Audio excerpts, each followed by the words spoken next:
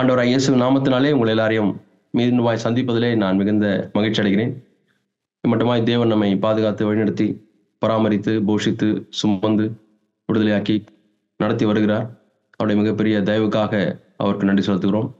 நம்மளே பலருக்கும் சவால்கள் இருக்கிறது, சவால்கள் வந்து போயிருக்கிறது. அவைகளிலேயும் தேவன் நமக்கு பலனை கொடுத்து அவர் கிருபினாலே நம்மை தாங்கி நடத்தி வருகிறார். அதற்காக நான் தேவனை துதிக்கிறேன். இப்பொழுதும் நாம் 2 நாளாகமும் 7ஆம் அதிகாரத்தை எடுத்துக்கொள்வோம். 2 நாளாகமும் 7ஆம் அதிகாரம். இங்கே 7ஆம் அதிகாரம் 1ஆம் வசனத்திலே வாசிக்கிறோம். சாலமோன் ஜெபம் பண்ணி முடிக்கிற போது அக்கினி வானத்திலிருந்து இறங்கி சர்வாங்க தகன பலியையும் மற்ற பலிகளையும் பட்சித்தது. கர்த்தருடைய மகிமையும் ஆலயத்தை நிரப்பிற்று. ஆகவே இங்கு ஒரு மனிதனிடத்திலிருந்து ஒரு ஜெபம் தேவனிடத்திற்கு செல்லுகிறது. தேவனிடத்திலிருந்து அதற்கு பதில் அக்னியாய் வருகிறது. அந்த அக்னி எங்கே இறங்குகிறது என்று சொன்னால், அங்கே உள்ளதான பலிபீடம். அந்த பலிபீடத்தில் உள்ள காரியங்களை அது பட்சித்து அந்த ஜெபம் கேட்கப்பட்டது என்பதை தேவன் தெரிவிக்கிறார். ஆபிரகாம் 3 தூதர்கள் வந்த பொழுது அவர்களுக்கு சாப்பாடு செய்து அதை ஒரு பாறை மேலே வைக்கிறார். அப்பொழுதும் அக்னி வந்து அதை பட்சித்தது, அது எடுத்துக்கொள்ளப்பட்டது. ஆபேல் தேவனுக்கு காணிக்கை செலுத்தும் பொழுதும் அது தேவன் அங்கீகரித்தார் என்பதற்கு பரலோகத்திலிருந்து வந்த அக்னி அதற்கு ஒரு அடையாளமாய் இருக்கிறது. இந்த தேவனிடத்திலிருந்து வரக்கூடிய அங்கீகாரம், அப்ரூவல் ஆஃப் காட், அது அக்னியின் மூலமாய் வருகிறது என்பதை அறிந்து ஆரோனுடைய குமார்கள் நாதாப் அபியூ இருவரும் என்ன செய்தார்கள்? அவர்களுக்கு தேவனுடைய அங்கீகாரம் கிடைக்கவில்லை என்றவுடனே மக்களிடத்திலே ஒரு நற்சாட்சியை பெறுவதற்காக, மக்களுடைய அங்கீகாரத்தை பெறுவதற்காக அவர்கள் செயற்கையாக தங்களுடைய அக்னியை அவர்கள் உண்டாக்கி விட்டார்கள். பலிபீடத்திலே தாங்களாக நெருப்பை போட்டு அது தேவனிடத்திலிருந்து வந்தது போல அவர்கள் ஒரு காட்சியை காண்பித்தார்கள். அதற்கு பிறகு நடந்ததுதான் ஒரு கொடுமையான காரியம். தேவனுடைய அக்னி இறங்கி அவர்கள் இருவரும் அவர்கள் கொன்று போட்டது. எலியா வானத்திலிருந்து அக்னியை வரவழைத்து கர்த்தரே தேவன், கர்த்தரே தேவன், பாகால் தெய்வம் அல்ல என்பதை ஜனங்களுக்கு விளங்க காட்டினார், நிரூபித்து காட்டினார். அப்படித்தான் கிட்டத்தட்ட 7 ராஜாக்கள், பொல்லாத ராஜாக்கள் ஆண்டு ஆண்டு ஆண்டு ஆண்டு யூதாவையும் இஸ்ரவேலையும் மிகவுமாய், குறிப்பாக இஸ்ரவேல் தேசத்தை மிகவுமாய் ஒரு பொல்லாங்குக்குள்ளாக நடத்தி விட்டார்கள், இருளுக்குள்ளாக நடத்தி விட்டார்கள், விக்கிர ஆராதனைக்குள்ளாக நடத்தி விட்டார்கள். மேடைகளை கட்டி விக்கிர தோப்புகளை ஏற்படுத்தி அந்த ஒவ்வொரு ராஜாவும் எரோபியாமில் ஆரம்பித்து ஆகாப் ராஜா வரை பார்க்கும் பொழுது ஒரு ராஜா கூட ஒரு தேவபக்தியுள்ள ராஜாவாக இல்லை. ஒவ்வொருடைய ராஜாவுடைய முடிவை நாம் பார்க்கும் பொழுதும் அவர்கள் பொல்லாப்பாய் பொல்லாப்பாய் என்றுதான் நாம் அதை வாசிக்கிறோம். அப்படி வாசிக்கும் பொழுது தேவன் ஒரு பெரிய ஒரு காரியத்தை தேவன் செய்தார். அது யார் மூலமாக செய்தார் என்றால் எலியா மூலமாக செய்தார். நான் அதை உங்களுக்கு காண்பிக்கிறேன். அது 1 ராஜாக்கள் 14ஆம் அதிகாரம், 1 ராஜாக்கள் 14ஆம் அதிகாரம். அங்கே யெரொபெயாமை குறித்து நாம் வாசிக்கிறோம். யெரொபெயாம் யார் என்று சொன்னால், அநேக காலங்கள் செல்லவில்லை. சவுல் ராஜாவாக இருந்தார், அதற்கு பிறகு தாவீது ராஜாவாக இருந்தார், சாலமோன் ராஜாவாக இருந்தார். சாலமோனுக்கு பிறகு சாலமுடைய பாவத்தின் நிமித்தமாய் ராஜ்யம் 2ஆக பிரிந்து ஒரு பகுதிக்கு யெரொபெயாம் ராஜாவானான். அவன் வேலைக்காரனுடைய மகனாக இருந்தான். இன்னொரு பகுதிக்கு யூதா பென்யமின் கோத்திரத்துக்கு ரெகொபெயாம் ராஜாவாக இருந்தார். அப்பொழுது இந்த இஸ்ரவேல் தேசம் என்று சொல்லப்படக்கூடிய அந்த பிரிந்து போன 10 கோத்திரத்திற்கு யெரொபெயாம் ராஜாவானான். தேவன் தான் யெரொபெயாமை ராஜாவாக்கினார், ஒரு சிங்காசனத்தை கொடுத்தார். ஆனால் நாட்கள் செல்ல செல்ல யெரொபெயாம் அது தன்னுடைய சிங்காசனம் தான் காப்பாற்றிக் கொள்ள வேண்டும் என்று எண்ணி அவர் தேவனை விட்டு புறம்பே போய்விட்டார். ஆகவே இந்த யெரொபெயாம் ராஜாவை குறித்து ஆண்டவர், ஒவ்வொரு ராஜாவை குறித்தும் ஆண்டவர் ஒரு சாட்சியை பதிவு செய்திருக்கிறார்.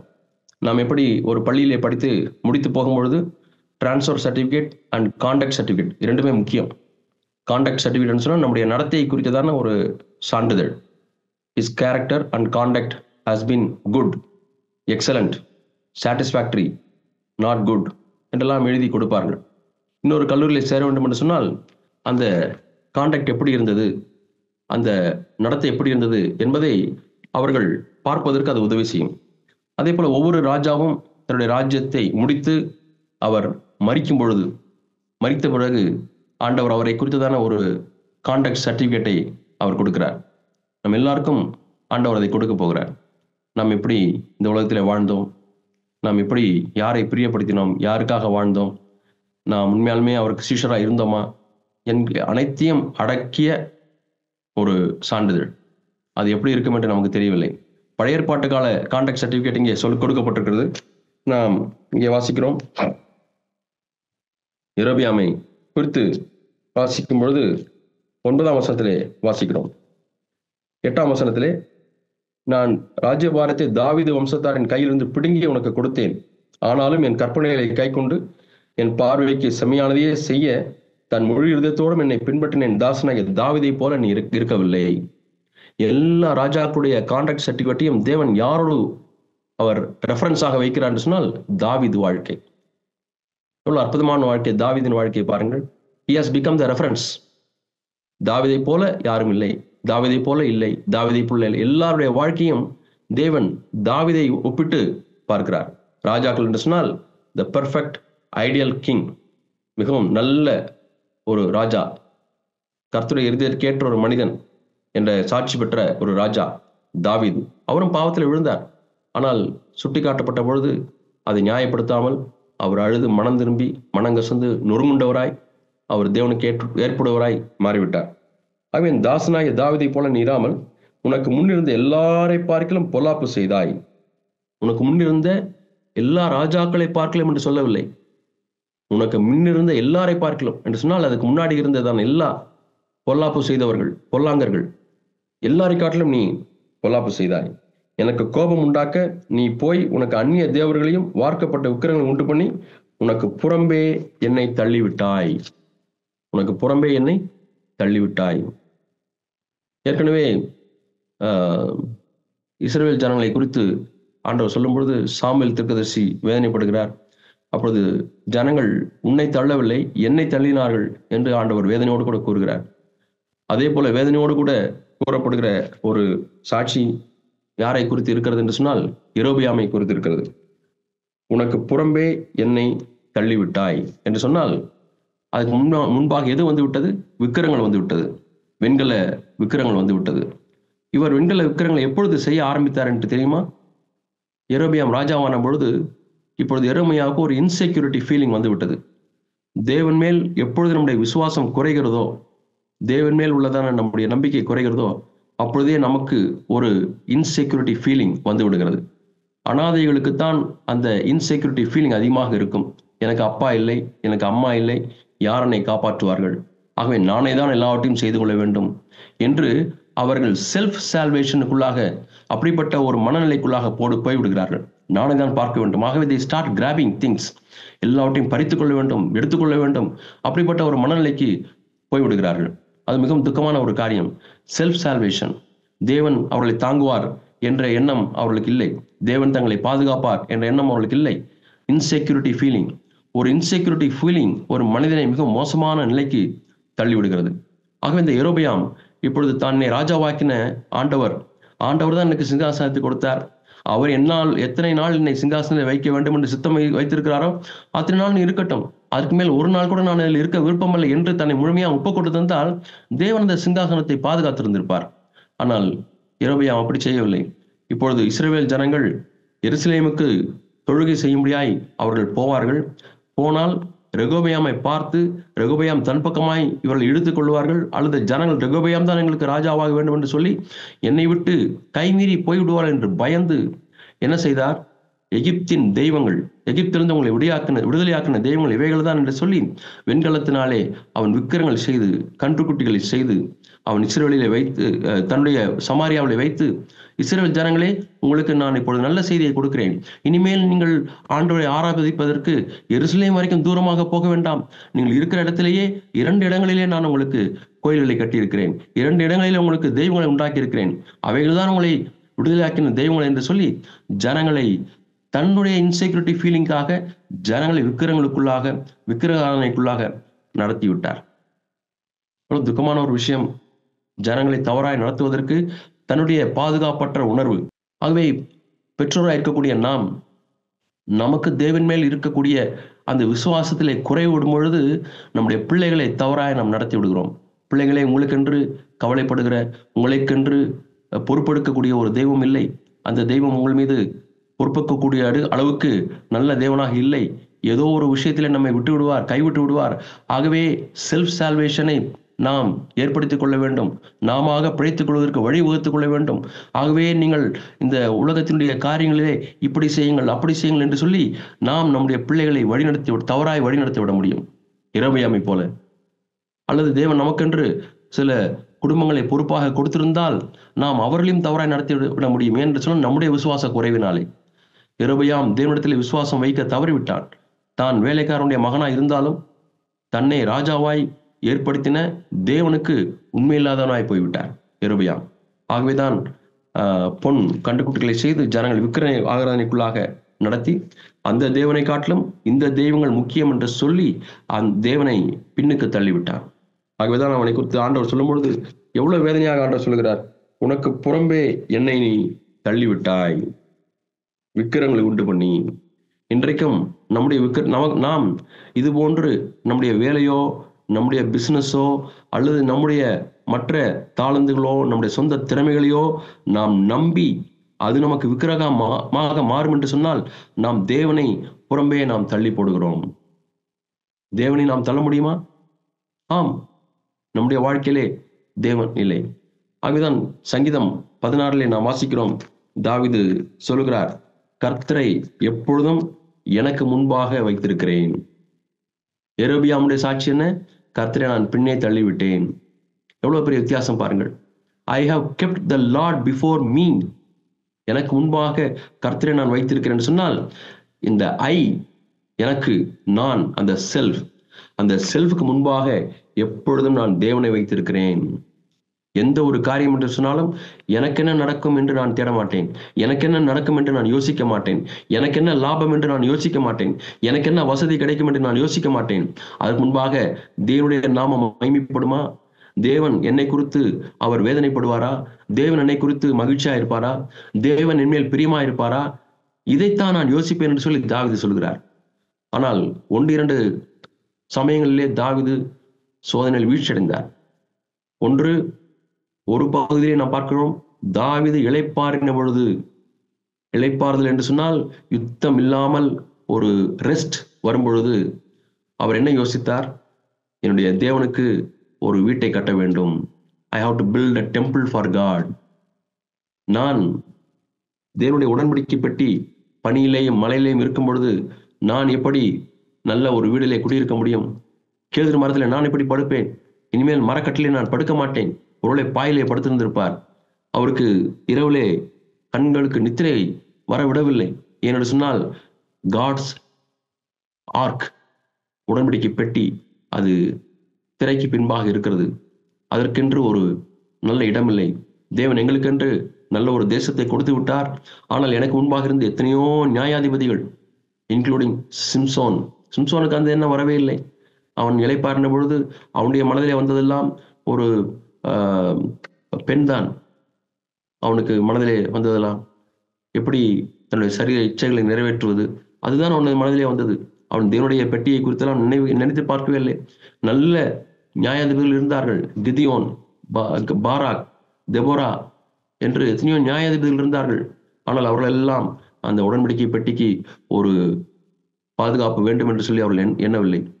சவுல் எவ்வளவு நாட்கள் வாழ்ந்தார், 40 ஆண்டுகள் அரசாண்டார். ஆனால் இதை குறித்து அவர் சிந்தித்தாரா?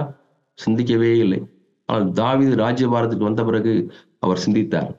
தேவனுடைய ஒரு பெட்டிக்கு ஒரு வீடு கட்ட வேண்டும். அதற்காக தான் அவருடைய உள்ளம் போனது. இளைப்பாறின பொழுது என்று நாம் வாசிக்கிறோம். இளைப்பாறும் பொழுது தேவனுடைய ராஜ்யத்தை குறித்து, தேவனுடைய வீட்டை குறித்து, தேவனுடைய ஆலயத்தை குறித்து அவருக்கு ஒரு எண்ணம் வந்தது. ஆனால் இன்னொரு சமயத்திலே அவர் இளைப்பாரி கொண்டிருந்த பொழுது அது உண்மையான இளைப்பாறுதல் இல்லை. நாம் சிந்திக்க வேண்டும்.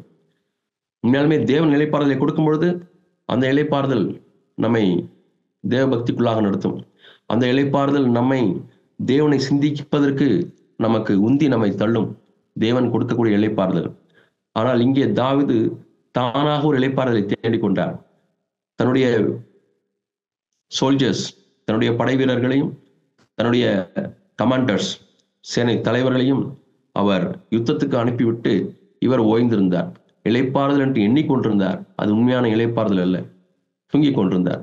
தூங்கி வெளியே வந்து அவர் உலாவி கொண்டிருக்கும் பொழுதுதான் பத்செபாளோடு கூட உள்ள பாவத்திலே விழுந்தார். ஆர்டிபிஷியலாய் தனக்கென்று உண்டாக்கி கொள்ளக்கூடிய இளைப்பாறுதல். ஏசாயால வாசிக்கிறோம், இதுவே இளைத்தவனுக்கு நான் கொடுக்கக்கூடிய இளைப்பாறுதல். ஆண்டவரே, நான் இளைப்பாற வேண்டும் என்று சொன்னால் நீர் கொடுத்தால் நான் இளைப்பாறுகிறேன் ஆண்டவரே. நானாக ஒரு சுயத்தினாலே ஒரு இளைப்பாறுதலை நான் தேடிக்கொள்ளக்கூடாது ஆண்டவரே. அந்த பாடத்தை நாம் கற்றுக்கொள்கிறோம். தாவீது பொய்யாய், அதை நாம் 2 சாமுவேல் 11ஆம் அதிகாரத்தில் வாசிக்கிறோம். தாவீது இளைப்பாறை கொண்டிருந்த பொழுது அவன் பொய்யான ஒரு இளைப்பாறுதல். இன்னும் சகோதரர்கள் எல்லாம் அங்கே படையில நின்று கொண்டிருக்கும் பொழுது 2 சாமுவேல் 11ஆம் அதிகாரம் 1ஆம் வசனத்திலே வாசிக்கிறோம். தாவீதோ எருசலேமிலே இருந்து விட்டார். தாவீது படுக்கையிலிருந்து எழுந்து உப்பரின் மேல் உலாத்தி கொண்டிருக்கும் பொழுது, எப்படி உலாத்தி கொண்டிருக்க முடியும்? தன்னுடைய சொந்த சகோதரர்கள், படை வீரர்கள், யோவாப் எல்லாரும் படை நின்று கொண்டு சண்டை போட்டுக் கொண்டிருக்கிறார்கள். இவர் உலாத்தி கொண்டிருக்கிறார். ஆகவே அருமையான பிரதர்ஸ், அருமையான சகோதர சகோதரிகளே, நம்முடைய சகோதரர்கள் எல்லாரும் வேதனைப்பட்டு கொண்டிருக்கும் பொழுது, கஷ்டப்பட்டு கொண்டிருக்கும் பொழுது, பிரச்சனை இருக்கும் பொழுது நாம் இளைப்பாறி கொண்டிருக்க முடியுமா? எப்படி இளைப்பாறி கொண்டிருக்க முடியும்? ஆண்டவரே, நானும் அந்த சரீரத்தில் ஒரு பகுதியாக இருக்கிறேன். ஒரு சரீரம், ஒரு அவயவம் பாடுபட்டால் சரீரம் முழுவதும் பாடுபடும். அது ஒன்றுதான் நீங்கள் சரீரத்தில் ஒரு அவயவம் என்பதற்கு நிரூபணம். ஒரு அவயவம் பாடுபடும் பொழுது நீங்கள் இளைப்பாறி கொண்டிருந்தால் நீங்கள் அந்த அவயவத்திலே ஒரு பங்கா, அந்த சரீரத்தில் ஒரு பங்கா இல்லையா என்பது ஒரு கேள்விக்குறியாய் இருக்கிறது. என்னுடைய சகோதரர்கள் அங்கே யுத்தத்தில் இருக்கும் பொழுது நானும் யுத்தத்துக்கு ஓடி இருக்க வேண்டாமா? அவர்களுக்கு என்னென்ன அனுப்ப வேண்டும், மற்றவர்களை பார்த்து ரிசோர்சஸ்ல இருந்து, ட்ரெஷரியிலிருந்து, கருவூலத்திலிருந்து அவர்களுக்கு போதுமான உணவு போகிறதா எல்லாம் சூப்பர்வைஸ் பண்ணியிருக்க வேண்டாமா? நீங்கள் யுத்தத்துக்கு போகாமல் இருக்கலாம், ஆனால் வேறு வேலைகளை செய்து கொண்டிருக்க வேண்டுமே. ஆனால் நன்றாக தூங்கிவிட்டு உப்பரின் மேல் உலாவிக் கொண்டிருக்கிறீர்கள். ஆகவே பாவத்துக்கு நேராய் அது வழி நடத்தினது. மற்றபடி அந்த பாவத்தை குறித்து அநேக ஆண்டுகள் கழித்து தீர்க்கதரிசி சொல்லும் பொழுது அவர் மனம் திரும்பினார், அழுதார், முழு சங்கீதத்தையும் எழுதி வைத்திருக்கிறார். ஆனால் அந்த ஒரு இடத்திலே தாவீது தவறினார். இன்னொரு இடத்திலே தாவீது, அது 2 சாமுவேல் கடைசி அதிகாரத்தில் 24ஆம் அதிகாரத்திலே வாசிக்கிறோம். சாத்தான் தாவீதை தூண்டினான். சாத்தான் தாவீதை தூண்டினான், ஏவினான் என்று வாசிக்கிறோம். எதற்காக ஏவினான் என்று சொன்னால், உன் ஜனங்களை தொகையிடு. அருமையான சகோதர சகோதரிகளே, நாம் ஜனங்களை தொகையிடுவதனாலே தவறு செய்கிறதில்லை. ஆனால் யார் ஏவி நாம் தொகையிடுகிறோம்? சாத்தான் ஏவி என்றால் சாத்தான் எதற்காக ஏவுகிறான்? உன்னை பெருமைக்குள்ளே தள்ளும்படியாக. அவன் பெருமை அடைந்தது போல உன்னையும் பெருமை அடைய செய்யும்படியாக சாத்தான் அதை செய்கிறான். அதை தாவீது அறிந்து கொள்ளவில்லை, உணர்ந்து கொள்ளவில்லை. ஏதோ ஒரு விஷயத்தில் தேவனுடைய கிருபையை அந்த நேரத்திலே தாவீது இழந்து விட்டார். சாத்தான் ஏவப்படும்படியாக தன்னை விட்டு கொடுத்து விட்டார். சாத்தானுடைய குரல் என்று அவர் உணர்ந்திருக்க வேண்டாமா? சாத்தானே, நீ சொல்லுகிறது போல நான் செய்ய மாட்டேன் என்று அல்லவா சொல்லியிருக்க வேண்டும். ஆகவே தேவன் இரக்கமுள்ளவராய் தாவீது தவறு செய்யும் பொழுதும் கூட யோவாபின் மூலமாக பேசுகிறார். யோவாப் தாவீதுடைய படைத்தலைவன். யோவாபும் அவனோடு உள்ளதான படை வீரர்கள், கமாண்டர்ஸ் தாவீது என்று சொல்லுகிறார்கள், தாவீது ராஜா, ஆண்டவர் உங்களுக்கு நினைத்தால் 100 மடங்கு மக்களை கொடுக்க மாட்டாரா? ஏன் நீர் இப்பொழுது இந்த முடிவை எடுத்தீர்? என்ன வேண்டாம் என்று சொல்லி தாவீதிடத்தில் பட்சமாய் கேட்கிறார்கள். ஆனால் அங்கே நாம் வாசிக்கிறோம், தாவீதின் வார்த்தை மேலிட்டது. ஏன்னா அவன் ராஜா. ஆகவே தேவன் நமக்கு ஒரு ஸ்தானத்தை கொடுத்திருக்கிறார் என்று சொன்னால், கீழே உள்ளவர்கள் சொல்லும் பொழுது நம்முடைய வார்த்தை மேலிடுகிறதா? அல்லது உண்மையாலுமே நாம் நம்மை தாழ்த்தி ஆராய்ந்து பார்த்து, நானும் தவறக்கூடியவன், ஆகவே என்ன சொல்லுகிறீர் என்று நான் கேட்கிறேன் என்று சொல்லி நாம் கேட்கக்கூடிய ஒரு செவி நமக்கு இருக்கிறதா? பிரியமானவர்களே, ஒருவேளை கணவன் ஒரு காரியத்தை செய்ய முயற்சிக்கிறார், மனைவி வேண்டாங்க, ஏன் இப்போ இதை செய்றீங்க, எனக்கு நல்லதா படலைங்க, உனக்கு என்ன தெரியும், நீ என்னை போல வேலை செய்றியா, நீ வீட்டிலே இருந்துட்டு இருக்க, உனக்கு என்ன தெரியும் சொல்லி கண்ணுடைய வார்த்தை மேலிட முடியும். ஆங்கிலத்திலே his words prevailed என்று வாசிக்கிறோம். தமிழில் நாம் எப்படி வாசிக்கிறோம் என்றால், அந்த வசனத்தை உங்களுக்கு நான் காண்பிக்கிறேன். 2 சாமுவேல் 24 அதிகாரம் 4 வசனம். 2 சாமுவேல் 24 அதிகாரம் 4 வசனம். ஆயினும் யோவாபும் இராணுவ தலைவரும் சொன்ன வார்த்தை, யோவாபும் இராணுவ தலைவரும் சொன்ன வார்த்தை, ஆங்கிலத்தில் கமாண்டர்ஸ் என்று ப்ளூரல் இருக்கிறது. ஆகவே ஒன்றுக்கும் மேற்பட்ட தலைவர்கள் இருந்திருக்கலாம். சொன்ன வார்த்தை செல்லாதபடிக்கு ராஜாவின் வார்த்தை பலத்தது.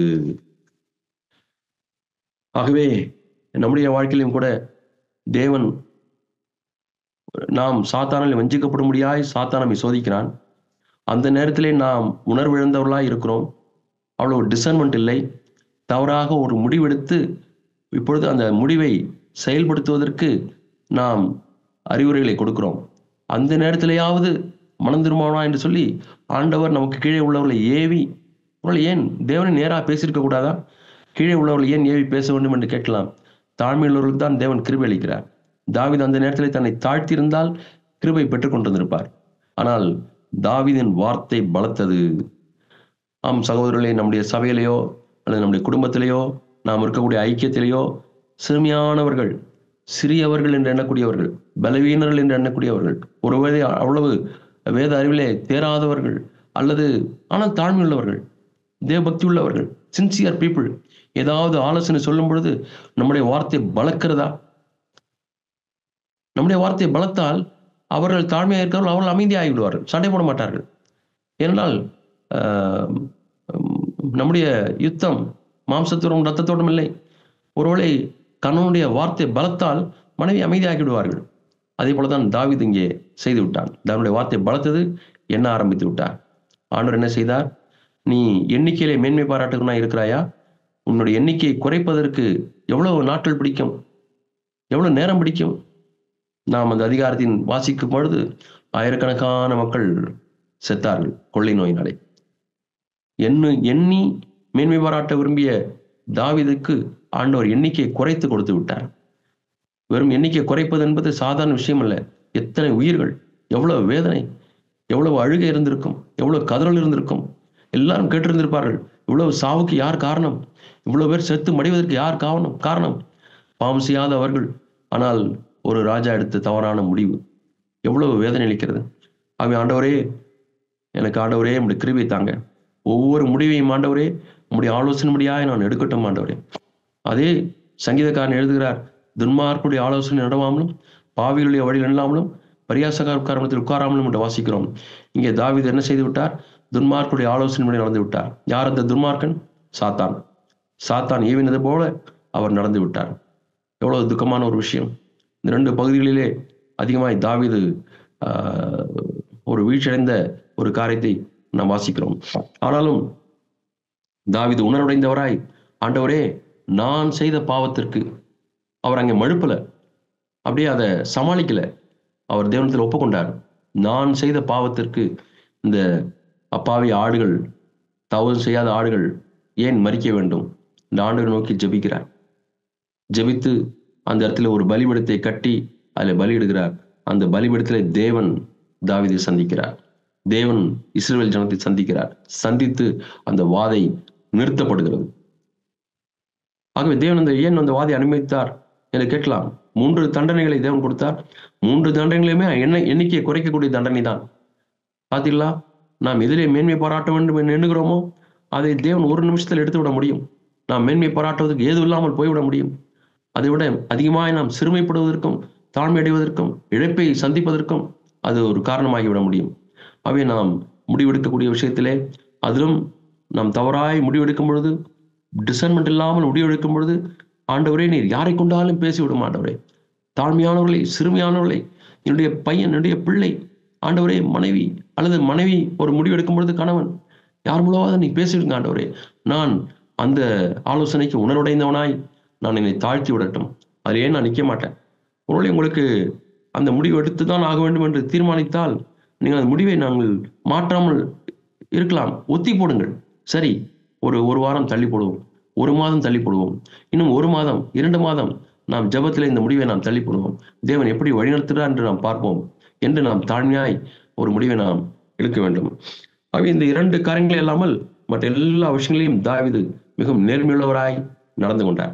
மிகவும் நேர்மையுள்ளவராய் நடந்து கொண்டார். ஆகவேதான் கர்த்தரை எப்பொழுதும் எனக்கு முன்பாக வைத்துக் கொண்டிருக்கேன் என்று சொன்னார். இந்த விஷயத்திலே கர்த்தரை தனக்கு முன்பாக வைக்காதபடி அவர் தன்னுடைய பெருமையும் தன்னுடைய மேன்மையும் தனக்கு முன்னாக வைத்து விட்டார். பத்சபாளுடைய விஷயத்திலே தன்னுடைய சரீர இச்சையை முன்னாக வைத்து விட்டார். கர்த்தரை இங்கு முன்னாக வைக்கவில்லை. 2 முறைகளிலும் தேவனை புறம்பே தள்ளிவிட்டார். ஆனால் மனம் திரும்பி விட்டார்.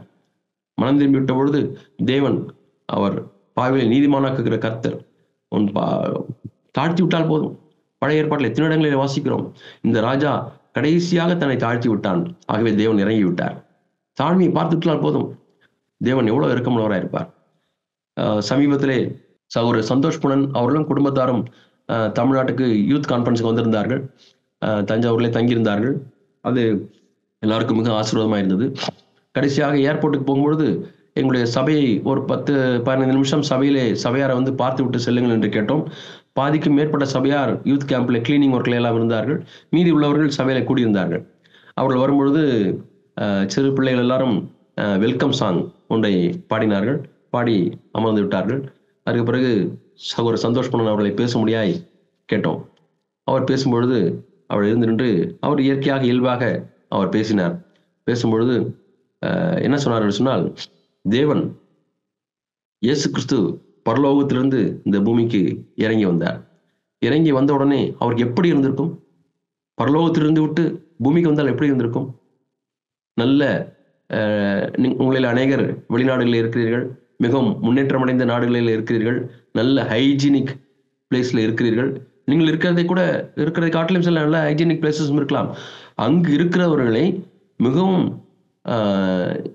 மோசமான ஒரு இடத்திற்கு கொண்டு வந்து விட்டால் எப்படி இருக்கும்? ஒரே குப்பையும் கூளமும் அழியன காய்கறிகளும் நாற்றம்.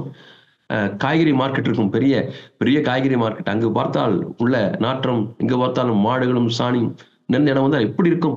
பூக்கை பொத்தி கொண்டு எப்படா போகலாம் அப்படின்னு சொல்லி ஓடோடி வந்து விடுவோம்.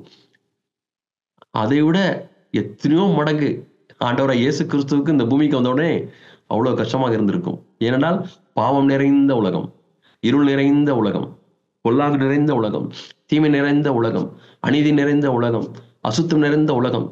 அப்படி இயேசு பூமிக்கு வந்தோடனே மூக்க பிடிச்சிட்டு போற மாதிரிதான் அவருக்கு ஒரு ஃபீலிங் இருந்திருக்கும். இப்படிப்பட்ட இடத்துல வந்து எப்படி நாம் மாற்றத்தை கொண்டு வர போகிறோம், இப்படிப்பட்ட இடத்திற்கு வந்து எப்படி நாம் தேவனுடைய ராஜ்யத்தை கட்ட போகிறோம், இப்படி வந்தப்பட்ட மக்களை எப்படி நாம் மாற்ற போகிறோம் என்றெல்லாம் அவருக்கு மனதிலே ஒரு சவால் இருந்திருக்கும். அது எப்படி இருந்திருக்கும் எனக்கு தெரியவில்லை. அவ்வளவு அவர் கஷ்டப்பட்டு இருந்திருப்பார். அப்படி இயேசு பல இடங்களில் போய் பார்க்கும் பொழுது எல்லாமே ஒரு ஏமாற்றமா இருந்திருக்கும். மரண இருளில இருந்த ஜனங்கள் வெளிச்சத்தை கண்டார்கள் என்று ஏசாயால வாசிக்கிறோம். மரண இருள் என்று சொன்னால் ஒரு அந்த நாட்கள் எல்லாம் செத்து போன பிணங்களை எல்லாம் ஒரு பெரிய குழிக்குள்ளே போடுவார்கள். அந்த குழிக்குள்ளே சாது சுந்தர் சிங்கம் போட்டு விட்டால் உள்ள எப்படி இருக்கும்? அதுதான் மரண இருள் பிளஸ் மரணம். எங்கு பார்த்தாலும் நாற்றம், துர்நாற்றம் எப்படி இருந்திருக்கும்? அது போன்ற மரண இருள் நிறைந்த இந்த பூமி உலகம். நாம் இந்த மரண இருளிலே பிறந்து வளர்ந்ததுனாலே நமக்கு தெரியவில்லை. ஆகவே நாம் சந்தோஷமா இருக்கிறோம். பரலோகத்துக்கு போனால்தான் எப்படி இந்த இடத்துல இப்படி வாழ்ந்தோம் இருந்தோம் என்று நமக்கு ஒரு வித்தியாசம் தெரியும். அதுவரை நமக்கு தெரியாது. ஏனென்றால் அப்படிப்பட்ட சூழலே வளர்ந்து விட்டோம். இப்போதும் சில மோசமான இடங்களுக்கு போங்கள், நம்மளால் நிற்க முடியாது. அங்கே மக்கள் வாழ்ந்து கொண்டிருப்பார்கள், தூங்கி கொண்டு அங்கே வாழ்க்கை நடத்தி கொண்டிருப்பார்கள். எப்படி என்று சொன்னால் அதிலே பிறந்து வளர்ந்து விட்டார்கள். ஆகவே அதை குறித்த உணர்வு இல்லாமல் அவருடைய உணர்வு எல்லாம் மங்கி போய்விட்டது. அப்படி இயேசு போய் கொண்டிருக்கும் பொழுது ஒரு இடத்துல வரும்பொழுது அதிக சந்தோஷப்பட்டு விட்டார். பரலோகத்தை போல ஒன்றை இங்கே காண்கிறேனே என்று அவருக்கு பயங்கர சந்தோஷம். எந்த இடம் என்று சொல்லுங்கள்? எந்த இடம் என்று சொன்னால் சிறு பிள்ளைகளை பார்த்த உடனே சீஷர்லாம் கூப்பிடுகிறார், பாருங்கள் பரலோகராஜ்யம் இங்கே இருக்கிறது, பரலோகராஜ்யம் இங்கே இருக்கிறது. சிறு பிள்ளை கூப்பிட்டு நீங்கள் இவனை போல ஒருவனை போல மாறாவிட்டால் பரலோகராஜ்யத்துக்கு நீங்கள் போக மாட்டீர்கள் என்றெல்லாம் சொல்லுகிறார். ஆகவே இந்த பூமியில ஒரே ஒரு இடம் அந்த பிள்ளைகளுக்கு பரலோகராஜ்யத்தை நினைவூட்டின இடம் எது என்று சொன்னால் சிறு பிள்ளைகள். ஏன்னால் அந்த சின்ன பிள்ளைங்க குறும்பு செய்வாங்க, நாட்டியா இருப்பாங்க. ஆனாலும் அந்த களங்கமற்ற ஒரு உள்ளம், அதான் பரலோகத்துக்கு க்ளோசஸ்ட். சின்ன பிள்ளைங்க, கள்ளம் கவனம் தெரியாத அந்த வயது என்று அவர் சொல்லும் பொழுது எவ்வளவு ஒரு நிஜமாக இருந்தது, யதார்த்தமாக இருந்தது. அதுல இருந்து பிள்ளைகளை பார்க்கும் பொழுது நான் இப்படி வித்தியாசமாக பார்க்கிறேன். பரலோகத்தை அடிக்கடி சகோதரன் சொல்லுவார்கள், ஒரு சிறு குழந்தை 3 மாத குழந்தைய முகத்துல பார்க்கும் பொழுது we really see the heaven. Heaven என்று சொன்னால் பரலோகத்தில் உள்ள பொன் வீதிகள், பங்களா, மேன்ஷன், அதெல்லாம் இல்லை. அங்குள்ளது அந்த ஸ்பிரிட், பரலோகத்தினுடைய ஆவியை நாம் அந்த சிறு குழந்தைகளை பார்க்கிறோம். ஆகவே தான் தேவன் குழந்தைகளை நமக்கு கொடுத்திருக்கிறார். எந்த குழந்தையா இருந்தாலும் பார்க்கும் பொழுது நாம் பரலோகத்தை நினைவு கூறுவோம் பிரியமானவர்களே. ஆகவே தாவீது ராஜா அவர் நல்ல கள்ளம் கபடம் இல்லாத ஒரு வாழ்க்கையை வாழ்ந்தார். அவர் தேவனுடைய ராஜ்யத்தை குறித்து எண்ணினார். சிறு பிள்ளைகள் தங்களுடைய அப்பாவை குறித்து சாட்சி சொல்வார்கள். அந்த சாட்சி நல்ல ஒரு சாட்சி. இங்கே யெரொபெயாமை குறித்து ஆண்டவர் சொன்ன சாட்சி, என்னை புறம்பே தள்ளிவிட்டான் என்று சொன்னார். புறம்பே தள்ளிவிட்டான் என்று சொன்னால் வேறு ஏதோ ஒரு காரியம் முன்னாக வந்து விட்டது. நமக்கு அப்படி எந்த ஒரு காரியமும் முன்னாக வந்து விட வேண்டாம். அநேக ராஜாக்களை குறித்து 4ஆம் வாசிக்கும் பொழுது ஆரம்பத்திலே நல்ல வாழ்க்கையை ஆரம்பிக்கிறார்கள். நல்ல தேவபக்தியுள்ள ராஜாவாய் ஆரம்பித்து அவர்கள் மேடைகளை தகர்த்து பலிபீடங்களை, பாகாலின் பலிபீடங்களாம் உடைத்து அவர்கள் தேவனை பிரியப்படுத்த ஆரம்பிக்கக்கூடிய ஒரு வாழ்க்கை. ஆனால் அவருடைய வாழ்க்கையின் முடிவு வரும்பொழுது அவர்கள் காம்ப்ரமைஸ் பண்ணுகிறார்கள். அவர்கள் ஏதோ புறஜாதியாருடைய ராஜாவோடு கூட ஒரு சம்பந்தம் கலந்து ஒரு பிசினஸ் டீல், அல்லது எனக்கு பாதுகாப்புக்காக வாருங்கள். இதுவரை தேவனையே நம்பியிருந்த ராஜாக்கள், ஆசா போன்றவர்கள் எல்லாம் இப்பொழுது சீரியாவை தேடுகிறார்கள். சீரியா ராஜாவோட ஒப்பந்தம் பண்ணுகிறார்கள். எங்களை இஸ்ரேல் ராஜாவிடத்திலிருந்தும் யூதா ராஜாவிடத்திலும் காப்பாற்றும் என்று ஒப்பந்தம் போடுகிறார்கள். ஆகவே தேவன் அவர்களை தள்ளிவிடுகிறார். தேவன் மேலே அவர்கள் தொடர்ந்து அவர்கள் பற்றுதலா இல்லை. அவை அப்படி நான் நினைத்து பார்த்தேன். ஆவிக்கிற வாழ்க்கை ஆரம்பிப்பது நல்லது, நல்லமுடன் ஆரம்பிக்கிறோம், ஓடுகிறோம். ஆனால் நாம் முடிவிலே எப்படி வாழப் போகிறோம்? முடிவிலே நாம் அந்த வேதத்தில் அநேக மாதிரிகள் இப்படி இருக்கிறது. தேமாவை போல வெளிப்படுத்தின விசேஷத்தில் நான் வாசிக்கிறோம். லவோதிக்கா சபையினுடைய மூப்பர், ஆதி அன்பை விட்டா என்று சொல்லக்கூடிய அந்த சபையினுடைய மூப்பர், எபேசு சபையின் மூப்பர், இப்படி பலருடைய வாழ்க்கையை பார்க்கும்போது 5 சபைகள் பின்வாங்கி போய்விட்டன. நம்முடைய வாழ்க்கையில நம்ம எப்படி இருக்க போகிறோம்? ஆண்டவரே, ஒரு காலம் பின்வாங்காத ஒரு இதயத்தை எனக்கு தாரும் ஆண்டவரே. அது என்னுடைய திறமையினாலே அல்ல ஆண்டவரே, உம்முடைய கிருபை, உம்முடைய இரக்கம் ஆண்டவரே, அப்படி எனக்கு வேண்டும். ஒவ்வொரு ராஜா குறித்து வாசிக்கும் பொழுதும் அப்படிப்பட்ட ஒரு பயத்தோடு நான் ஆண்டவரை கேட்கிறேன். ஆண்டவரே, ஒரு காலம் அந்த குளிர்ந்து போன தன்மை வந்துவிடக்கூடாது ஆண்டவரே. ஒரு காலம் ஆவிலே ஒரு தனிப்பு வந்துவிடக்கூடாது என்ற வேதத்திலே வாசிக்கிறோம். கடைசி நாட்களே அநேகருடைய அன்பு தனிந்து போகிறது என்று வாசிக்கிறோம். அக்கிரமம் மிகுதியாவதனாலே அன்பு தனிந்து போகிறது என்று வாசிக்கிறோம். நமக்கு தெரியாமலேயே இது நடக்கும் பிரியமானவர்களே.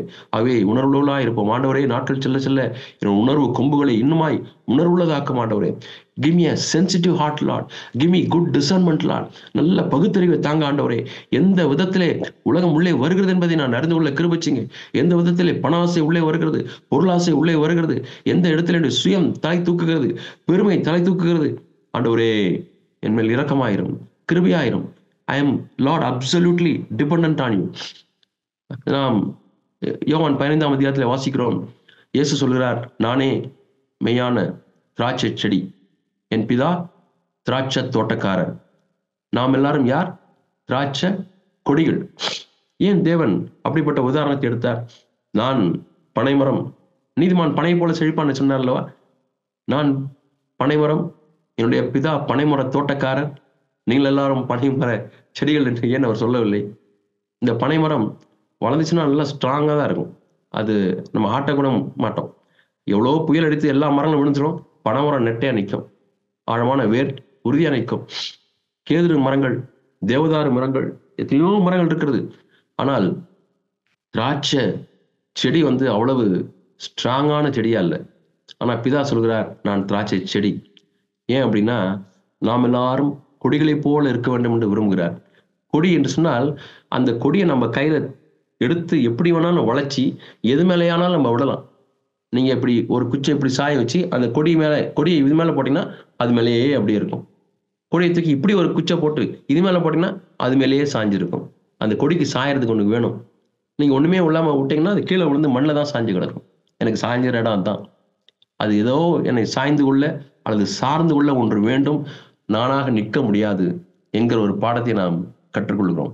யாக்கோபு மிகுந்த ஒரு ஸ்ட்ராங் வில்டு பர்சனாக இருந்தார். யாக்கோபு அவ்வளோ வில். அண்ணன்ட்டெல்லாம் மன்னிப்பு கேட்க மாட்டேன்.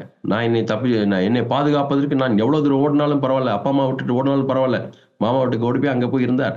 அங்கே எத்தனை வருஷம் வேலை செஞ்சாலும் பரவாயில்ல, எனக்கு ராகேல் வேணும். எவ்வளோ வில் பாருங்க. 7 வருஷம் காத்திருப்பாங்களா யாராவது? ஆனா அவங்க அப்பா மாமனார் ஏமாத்திட்டார். திருப்பி அடுத்த இன்னும் 7 வருஷம். எவ்வளவு வில் பாருங்க. ஆனால் என்ன வாசிக்கிறோம்? ஆண்டவர் அவனுடைய தொடையை தொட்டார். அவர் அவர் நொண்டி செல்ல ஆரம்பித்தார். முடிவிலே யாக்கோபை குறித்து வாசிக்கக்கூடிய சாட்சி என்று சொன்னால், அவர் கோலின் முனையிலே சாய்ந்து கொண்டு தேவனை ஆராதித்தார். கோலின் முனையிலே சாய்ந்து கொண்டு என்று சொன்னால், அவர் திராட்சை கொடியை போல அவர் சார்ந்து கொள்ள எனக்கு தேவன் வேண்டும் என்று சொல்லி தன்னை முற்றிலுமாய் தாழ்த்தி விட்டார். பிரியமானவர்களே, அதுதான் பாதுகாப்பான ஒரு வாழ்க்கை. பவுல் சொல்கிறார், என் பலவீனத்திலே உம்முடைய பலன் விளங்கும் என்று சொன்னால், நான் ஒரு பலவீனமான ஒரு கொடியை போல நான் மாறிவிட்டேன். அவர் பலவீனவராக இருந்தார். அவர் ஒட்டகத்துல வந்திருப்பார். ஒட்டகத்துல வந்தாரா, குதிரையில வந்தாரா, எந்த வாகனத்துல வந்தாருன்னு தெரியல. ஆண்டவர் எப்படி அவரை சந்தித்தார்? கீழே விழுந்து விட்டார். குருடனாய் மாறி விட்டார். நம்ம எவ்வளவு பலசாலிகளா இருந்தாலும் கண் பார்வை மட்டும் தெரியாவிட்டால் அவ்வளவுதான். அவ்வளவு வீக்கா மாறி விடுவோம். அவ்வளவு பலவீனமா மாறி விடுவோம். எனக்கு 2 கண்களையும் பிரச்சனை வந்த பொழுது அப்படிதான் உணர்ந்தேன். ஆண்டவரே, என் வாழ்க்கை என்ன ஆக போகிறது? ஆண்டவரே, பார்வை இல்லாவிட்டால் நான் என்ன செய்வேன்? ஆண்டவரே, நான் உண்மையை சார்ந்து கொள்கிறேன். அந்த நேரம் அனுபவித்து பார்த்தால் தான் தெரியும். அப்பொழுதுதான் நான் நினைவு பார்த்தேன், பவுல் எப்படி ஃபீல் பண்ணியிருந்திருப்பார். அவருக்கு உண்மை தெரியாம போயிடுச்சு. முற்றிலுமாய் கண்கள் பார்வை போய்விட்டது.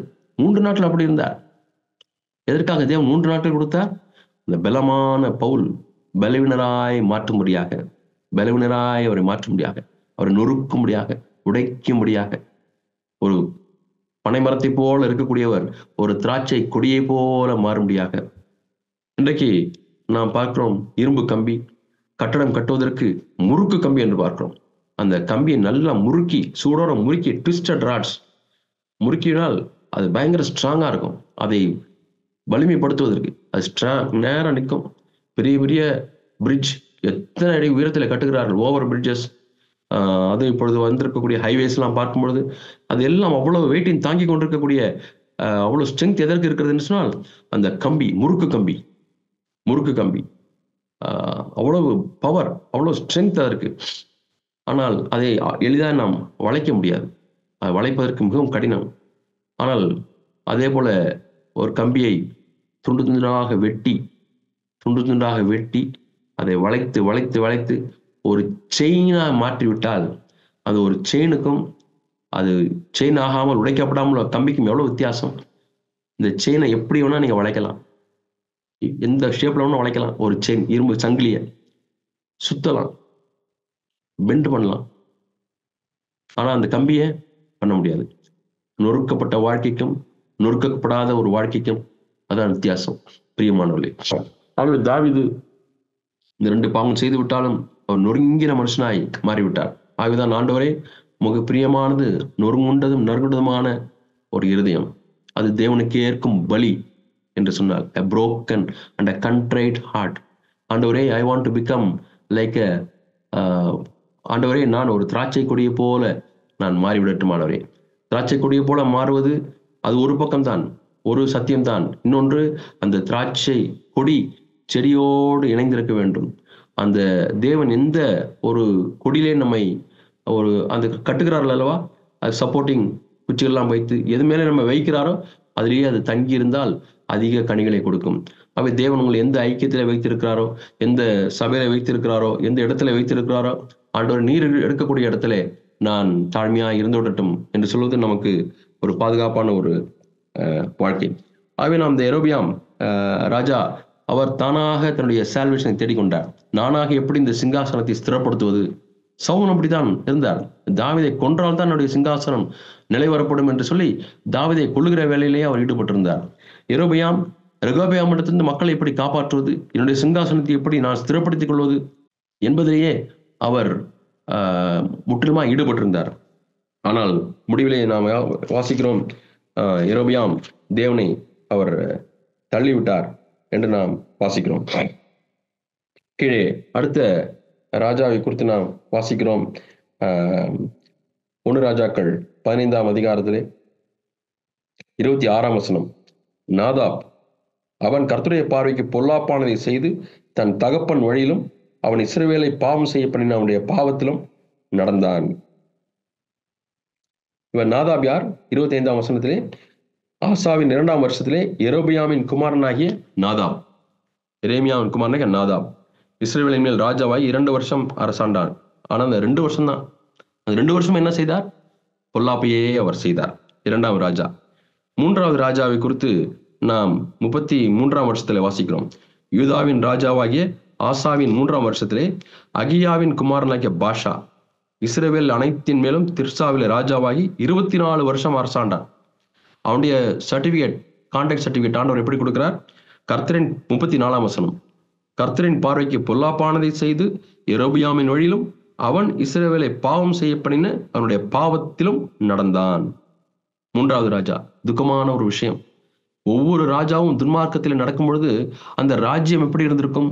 ராஜ்யத்தினுடைய மக்கள் எப்படி இருந்திருப்பார்கள்? அவள் இன்னும் பாவத்துக்குள்ளாய் போயிருந்திருப்பார்கள். ஜனங்கள், தலைவர் இந்த வழியோ ஜனங்களும் அந்த வழிதான். 4வது ராஜா ஏலா. அதை நாம் எங்கே வாசிக்கிறோம் என்றால் 1 ராஜாக்கள் 16ஆம் அதிகாரம் 8ஆம் வசனத்திலே வாசிக்கிறோம்.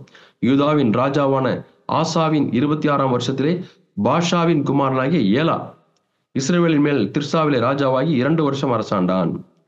அவனுடைய வார்த்தையை பாருங்கள். அர்சாவின் வீட்டிலே குடித்து வெறித்து கொண்டிருக்கையில் சிம்டி உள்ளே புகுந்து அவனை வெட்டி கொன்று போட்டான். அவன் குடிகாரனுடைய ஒரு ராஜாவாக அவன் மாறிவிட்டான். 4வது ராஜா 12ஆம் வருஷத்துல இந்த 4வது ராஜாவை குறித்ததான கான்ட்ராக்ட் சர்டிபிகேட் ஆண்டவர் கொடுக்கிறார். பாஷாவும் அவன் குமாரனாகிய ஏலாவும் தங்கள் வீணான விக்கிரங்களிலே இஸ்ரவேலின் தேவனாய கர்த்தருக்கு கோபம் உண்டாக்கி செய்ததும் இஸ்ரவேலை செய்ய பண்ணினதுமான அவர்கள் எல்லா பாவங்களின் நிமித்தமும் என்று நாம் அங்கே வாசிக்கிறோம். ஆண்டுடைய நியாய தீர்ப்பு அங்கே வருகிறது. 5வது ராஜா 18ஆம் வசனத்திலே வாசிக்கிறோம். அவனுடைய பேர் சிம்ரி. அவன் கர்த்தரின் பார்வைக்கு பொல்லாப்பானதை செய்து எரோபியாமின் வழியிலும் இஸ்ரவேலை பாவம் செய்ய பண்ணின தன் பாவத்திலும் நடந்ததினால் கட்டி கொண்ட அவனுடைய பாவத்தின் நிமித்தம் நடந்து என்று சொல்லி கீழே வாசிக்கிறோம். 19ஆம் வசனம் 20ஆம் வசனம். சிம்ரியின் மற்ற வர்த்தமானங்கள் எல்லாம் ராஜாக்களின் 4ஆம் புஸ்தகத்தில் எழுதியிருக்கிறது என்று வாசிக்கிறோம். 5வது ராஜா. தொடர்ந்து கண்டினியூஸாக 5வது ராஜா ஒரு துக்கமான பொல்லாப்பான ஒரு ராஜாவாக இருந்தான். 6வது ராஜாவை குறித்து நாம் வாசிக்கிறோம். அதே 1 ராஜாக்கள் 16ஆம் அதிகாரம் 25ஆம் வசனம். உம்ரி கர்த்தரின் பார்வைக்கு பொல்லாப்பானதை செய்து தனக்கு முன்னிருந்த எல்லாரை பார்க்கிலும் கேடாய் நடந்து. ஒவ்வொரு முறையும் பார்க்கும் பொழுது தனக்கு முன்னிருந்த எல்லாரை பார்க்கிலும் கேடாய், தனக்கு முன்னிருந்த எல்லாரை பார்க்கிலும் கேடாய் என்று சொன்னால் பொல்லாப்பு அதிகரித்துக் கொண்டே போகிறது, பாவம் அதிகரித்துக் கொண்டே போகிறது. அவனும் எரேபியான் வழியிலே நடந்தான். இங்கே நாம் யாரை பார்க்கிறோம்? தீமையான ராஜாவுக்கு ரெஃபரன்ஸ் பாயிண்ட் எரோபியாம். எரோபியாமின் வழியிலே நடந்தான் என்று வாசிக்கிறோம். நல்ல ராஜாக்களுக்கு ரெஃபரன்ஸ் பாயிண்ட் தாவீது. தாவீதின் வழியிலே நடந்தார் என்று வாசிக்கிறோம். 6வது ராஜா உம்ரி ராஜா. அப்படியே இப்பொழுது 7வது ராஜா. 7 என்ற எண் ஒரு பெர்ஃபெக்ஷன் என்று காண்கிறோம். ஏதோ ஒரு காரியம் பூர்ணப்படுகிறது, பாவம் பூர்ணமாகும் போது மரணத்தை பிறப்பிக்கும் என்று சொன்னது போல இங்கே 7வது ராஜா 30ஆம் வசனத்தில் வாசிக்கிறோம். உம்ரியின் குமாரனாகிய ஆகாப் தனக்கு முன்னிருந்த எல்லாரை பார்க்கிலும் கர்த்தரின் பார்வைக்கு பொல்லாப்பானதை செய்தான். Greater than or equal to, greater than or equal to, greater than or equal to.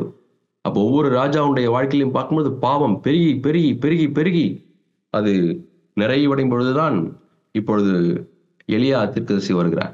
எலியாவுக்கு எவ்வளவு பெரிய சவால் பாருங்கள். ஆகாப் ராஜா இருக்கும் பொழுது பாவம் பயங்கர பீக்குக்கு போய்விட்டது. அதை எதிர்த்து நிற்க வேண்டிய ஒரு மனிதனை தேவன் தேடினார். 6 ராஜாக்கள் அரசாளும் பொழுதும் தேவன் தேடுகிறார். ஒரு மனிதனை கூட தேவன் காணவில்லை. ஒரு மனிதனை கூட தேவன் தமக்கென்று தெரிந்து கொள்ள இயலவில்லை. ஆகவேதான் கொடுமை அதிகமாய் போய்கொண்டே இருந்தது. இன்றைக்கும் கூட தேவன் ஒரு மனிதனை தேடிக்கொண்டிருக்கிறார். God is in search of one man in your place, in our place. ஆண்டவரே, I want to be that man என்று நாம் ஒப்பு கொடுப்போமா? ஆகவேதான் நாம் இப்பொழுது கடைசி நாட்டிலே வாழ்ந்து கொண்டிருக்கிறோம். எலியா அந்த ஆகாப் ராஜாவை சவாலிட்டான். ஆகாப் ராஜாவின் நாட்டிலே கிட்டத்தட்ட 404க்கு மேற்பட்டதான இஸ்ரவேல் தீர்க்கதரிசிகள் பாகாலின் தீர்க்கதரிசிகளாய் மாறிவிட்டார்கள். பாகாலுக்கு கோயில்களை கட்டி, பாகாலுக்கு பைபிள் காலேஜ் கட்டி, வேதாம கல்லூரியை கட்டி எசபேல் மூலமாக ஆகாப் அரசாண்டான். மிகவும் கொடுமை. ஆனால் எலியா அங்கே பராக்கிரமசாலியாக தைரியமாக சவாலை எதிர்த்து நின்று அங்கே நிற்கிறார். பாகால் உங்களுக்கு தெய்வமானால் பாகாலை பின்பற்றுங்கள், கர்த்தர் உங்களுக்கு தெய்வமானால் கர்த்தரை பின்பற்றுங்கள். அக்னியை இறக்கி பாகாலின் தீர்க்கதரிசிகளை கொன்று போட்டு ஒரு பெரிய எழுப்புதலை கொண்டு வந்த ராஜா, ஒரு பெரிய மாறுதலை கொண்டு வந்த ராஜா எலியாவின் ராஜா. எலியாவின் நாட்டிலே தான் கிட்டத்தட்ட எத்தனையோ 7 ராஜாக்கள் வாழ்க்கையிலே பொல்லாங்கானதை நடப்பித்த ராஜாக்கள் பிறகு கொஞ்சம் கொஞ்சம் ஜனங்கள் தேவனை பற்றி கேள்விப்படுகிறார்கள். ஓஹோ, இப்படித்தான் இருக்க வேண்டுமா? இதுதான் தேவ பக்தியா? இதுதான் தேவ வழியா? இதுதான் தேவனுடைய வார்த்தையா என்று கொஞ்சம் கொஞ்சம் வெளிச்சம் அப்படி வந்து தேவன் எலியாவை எழுப்பி ஊழியம் செய்கிறார்.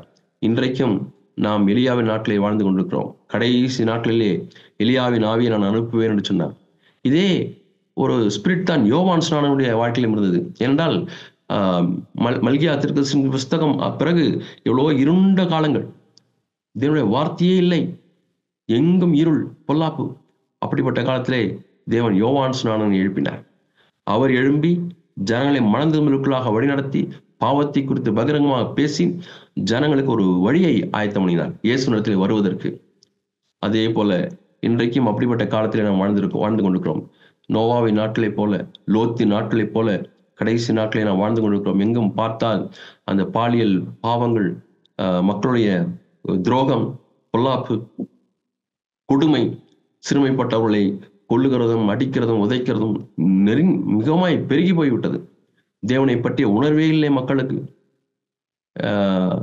ஐரோப்பாவிலிருந்து ஒரு 10-9 மாணவர்கள் வந்தார்கள். அவர்களை பார்த்து கேட்டேன், ஒருத்தர் பேர் எலியா, ஒருத்தர் பேர் எலியா, ஒருத்தர் பேர் சாரா, ஒருத்தர் பேர் எல்லாம் கிறிஸ்தவ பேர்.